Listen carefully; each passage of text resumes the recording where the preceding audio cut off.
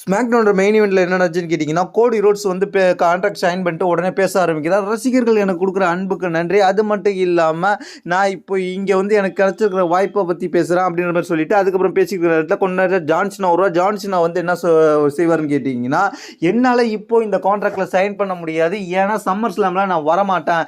Summer ஸ்லாமில் நான் ஏன் வரமாட்டேன்னா, எனக்கு நெட்ஃப்ளிக்ஸோட ஒரு பெரிய படம் புக் ஆகிருக்கு. அந்த படத்துக்கான வேலையில் நான் இறங்கணும். அதனால் இந்த சம்மர் ஸ்லாமில் நான் வரமாட்டேன். அதனால சாம்பியன்ஷிப் மேட்ச் இந்த சம்மர் ஸ்லாம்ல நடக்காது. இந்த மேட்சை நான் கேன்சல் பண்றேன். இந்த மேட்சுக்கு நான் கான்ட்ராக்ட் சைன் பண்ண மாட்டேன்னு சொல்லிட்டு ஜான்சனா சொல்லிட்டு அந்த இடத்துல இருந்து கிளம்புறாரு.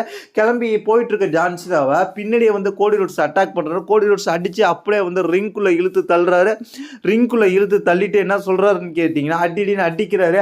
அதுக்கப்புறம் ஜான்சனா எப்பொழுதுமே எல்லாரையுமே பெல்ட்டை வச்சு அடிப்பார்ல, அதே போல கோடி ரோட்ஸ் ரெடியா நிற்கிறாரு. ரெடியா நின்னது மட்டும் இல்லாம அதுக்கப்புறம் ஜான்சனா திரும்பணும்னு ஜான்சனாக்கு பெல்ட்டால ஒரு அடியை போடுறாரு. அடியை போட்டு அதுக்கப்புறம் என்ன செய்யறாருன்னு கேட்டீங்கன்னா, அந்த உள்ள கான்ட்ராக்ட் சைன் பண்ண வச்சு இந்த டேபிளில் மேலே ஜான்சனா படுக்க வச்சு அதுக்கப்புறம் கோடி ரோட்ஸ் அந்த கான்ட்ராக்ட் புக்கை தூக்கிக்கிட்டே அப்படியே அந்த டாப் ரோப்பில் ஏறி மேலே இருந்து அப்படியே குதிச்சு அந்த டேபிளை உடைக்கிறாரு. டேபிளை உடைச்சி ஜான்சனாவை படுக்க வைக்கிறாரு. அதுக்கப்புறம் ஜான்சனாவோட கையில் பேனா கொடுத்து பிடிக்க வச்சு ஜான்சனா கையில் இவரே கையை பிடிச்சி அவரே எழுதுறாரு. எழுதி கான்ட்ராக்ட் சைன் பண்ணுற மாதிரி பண்ணுறாரு. அதுக்கப்புறம் ஜான்சனா கான்ட்ராக்ட் சைன் பண்ணிட்டாருன்ற மாதிரி சொல்கிறாங்க. அதுக்கப்புறம் வந்து சாம்பியன்ஷிப்பை கோடி ரோட்ஸ் எடுத்து தூக்கி காமிச்சு செலிப்ரேஷன் பண்ணுறாரு. ஜான்சனா அங்கே படுத்து கிடக்குறாரு.